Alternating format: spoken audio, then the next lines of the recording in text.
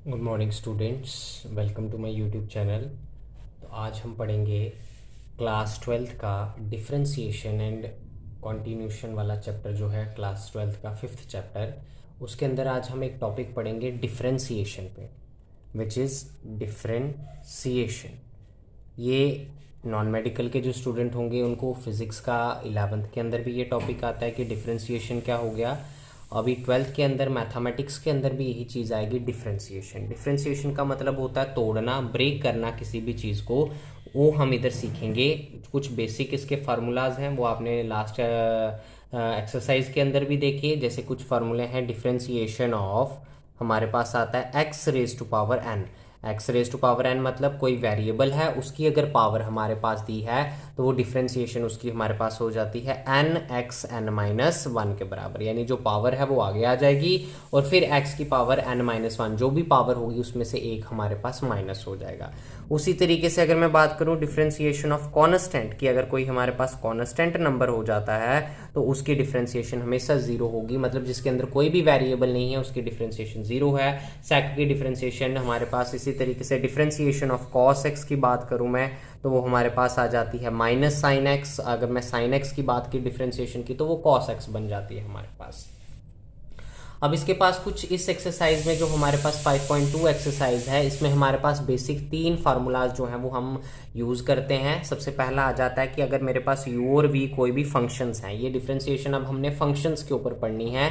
जैसे मेरे पास u और v अगर हमारे पास कोई दो फंक्शंस हैं तो कहता है कि इसकी डिफरेंशिएशन हमारे पास क्या होगी। तो डिफरेंशिएशन ऑफ फंक्शन की जब मैं बात करता हूँ तो u और v फंक्शन की अगर मैं डिफरेंशिएशन करूँ, अगर मैं इनको पहले प्लस में ले लूँ, u और v को इकट्ठे अगर प्लस में करूं विद रिस्पेक्ट टू एक्स, तो मेरे पास क्या होगा, differentiation of u plus differentiation of v। मतलब पहले u की डिफरेंशिएशन की जाएगी फिर v की डिफरेंशिएशन की जाएगी, वो मेरे पास प्लस के अंदर। इसी तरीके से अगर नेगेटिव में कोई फंक्शंस दो अलग अलग से दे दिए गए हैं तो उसके साथ मेरे पास क्या होगा, डिफरेंशिएशन ऑफ पहले u की होगी माइनस डिफरेंशिएशन ऑफ मेरे पास फिर v की होगी। इसको सम और डिफरेंस रूल भी हमारे पास कहते हैं, ठीक है। इसी तरीके से अगर हम थोड़ा सा आगे बढ़े तो इसके बाद सेकंड ये आ गया हमारे पास फर्स्ट वाला, दैट इज दूसरा। जैसे मेरे पास है प्रोडक्ट रूल का। प्रोडक्ट रूल में हमारे पास क्या होता है कि यही दो फंक्शंस जो हैं वो आपस में मल्टीप्लाई हो रहे हैं। अगर ये दो फंक्शंस आपस में मल्टीप्लाई हो रहे हैं, इनकी डिफरेंशिएशन है, तो that is first function differentiation of second function की रखी जाएगी plus second function differentiation of first function की, यानी v बाहर रख दिया और डिफरेंशिएशन ऑफ सेकंड फंक्शन की।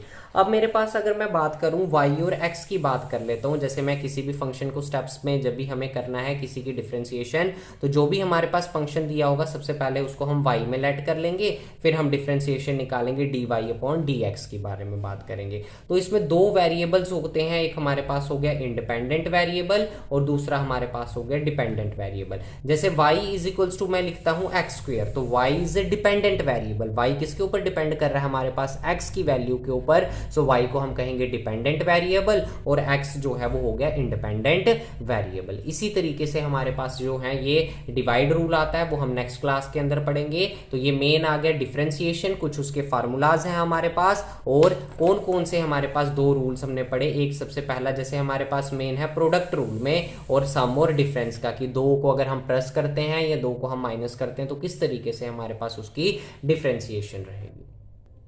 अब कुछ जैसे एग्जांपल्स मैंने जो है वो इसमें ली गई हैं। जैसे एक फंक्शन दिया गया है मेरे पास साइन एक्स स्क्वायर प्लस 5 के बराबर। तो सबसे पहला फंक्शन में हमारे पास स्टेप क्या होता है, लेट y इक्वल्स टू, मैं ले लूंगा साइन एक्स स्क्वायर प्लस 5 के बराबर। ये मैंने इसको y मान लिया, y की फंक्शन में अगर मैंने इसको ले लिया। अब मैं देखिए यहां पर क्या करता हूं, मेरे पास दो फंक्शन है, एक साइन फंक्शन है और एक एक्स स्क्वायर प्लस 5 भी है। तो दोनों वेरिएबल्स हैं, ये इसके ऊपर डिपेंड है।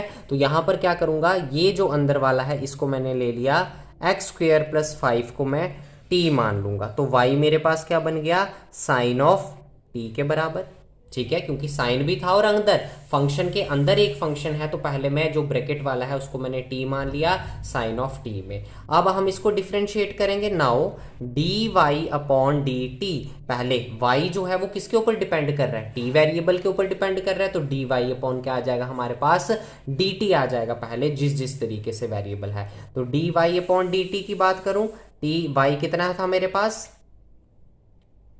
y equals to sine of t के बराबर। तो डिफरेंशिएशन ऑफ साइन हमारे पास होती है cos ऑफ t आ जाएगा। ये फर्स्ट पार्ट आ गया। अब मेरे पास दूसरा वेरिएबल t है, अब इसको डिफरेंशिएट करूंगा। Also dt upon dx। अब ये मैंने x क्यों लगाया, क्योंकि t जो है वो किसके बराबर है, x स्क्वायर प्लस 5, यानी t जो है वो किसके ऊपर डिपेंड कर रहा है, x के ऊपर डिपेंड कर रहा है। तो जब मेरे पास t x के ऊपर डिपेंड कर रहा है तो मेरे को इसको differentiation with respect to x लेनी पड़ेगी। d अपॉन dx t की जगह x स्क्वायर प्लस 5 के बराबर, ये दो आ गए।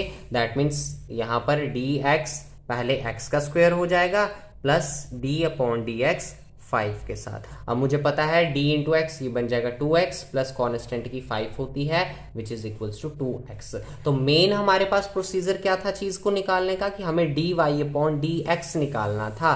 तो dy अपॉन dx अगर मैं यहां पर देखूं तो वो किसके बराबर आएगा, पहले dy इंटू dt कर देंगे multiply by dt upon dx कर देंगे, जिससे ये कट जाएगा और हमारे पास सिंपली भी बन रहेगा। अगर मैं यहां से इधर देखिए dy अपॉन dt मेरे पास किसके बराबर दिया गया है, dy upon dt we have cos of t multiply dt upon dx मेरे पास बराबर आया है 2x के बराबर। तो cos t की वैल्यू मेरे पास कितनी है, x square plus 5 into 2x is the answer. So by this procedure, by this method we can find, just simplifying कि एक ले लिया दूसरा ले लिया, सिंपल तरीके से हमने उसको लेना है। इसी तरीके से अगर दूसरे की बात करूं तो let y is equals to, वैसे ही same process, two cot x square. अब यहाँ पर तीन फंक्शन है, एक्स स्क्वायर भी है, कॉट भी है और अंडर रूट में भी है। तो पहले हम बात करेंगे कॉट ऑफ एक्स स्क्वायर को मैं क्या ले लूंगा, t ले लूंगा। ठीक है, तो y मेरे पास कितना बन गया, 2 अंडर रूट t के बराबर, ये फर्स्ट बन गया। अब मैं बात करूं एक्स स्क्वायर की बात है तो एक्स स्क्वायर को एंड एक्स स्क्वायर को मैं क्या ले लूंगा, यहाँ पर s ले लिया मैंने कि x स्क्वायर था, पहले मैं x को कॉम्प्लीमेंट करूंगा फिर इस तरीके से इसके अंदर। तो अब यहाँ पर क्या बन जाएगा, dy अपॉन dt अगेन, कि dy अपॉन y जो है वो किसके ऊपर डिपेंड कर रहा है, t के ऊपर डिपेंड कर रहा है, और t हमारे पास किसके ऊपर डिपेंड करेगा, कॉट ऑफ उसके बराबर है। t is dependable on x, वो बाद में आएगा हमारे पास। तो dy अपॉन dt की बात करेंगे तो d अपॉन dt y मेरे पास कितना दिया गया है, that is 2 under root t. तो 2 अंडर रूट 2 बाहर आ गया। Differentiation of t, under root t की जब हम डिफरेंशिएशन करते हैं बाय फार्मूला तो वो आता है 1 अपॉन 2 अंडर रूट 2, वही लगता है क्योंकि टी का जैसे अंडर रूट का है इस तरीके से। मैं इधर करके बताता हूँ, जैसे अंडर रूट टी है तो इसको हम लिख सकते हैं टी 1/2, तो वही डिफरेंशिएशन में 1/2 रेज टू पावर उस तरीके से बन जाता है। तो 2 और 2 कट गया, ये बन गया हमारे पास dy अपॉन dt, इस तरीके से आ गया। फिर t की करेंगे तो cot x स्क्वायर की, x की जगह s आ जाएगा क्योंकि t जो है वो हमारे पास s के ऊपर डिपेंड कर रहा है, और नेक्स्ट में हम ds अपॉन dx करेंगे क्योंकि s जो है वो x के ऊपर डिपेंड कर रहा है, which is equals to dx, s की जगह हमारे पास आ जाएगा x square which is 2x के बराबर। अगेन फिर उसी तरीके से आ जाएगा हमारे पास dy अपॉन dt और dx के बराबर।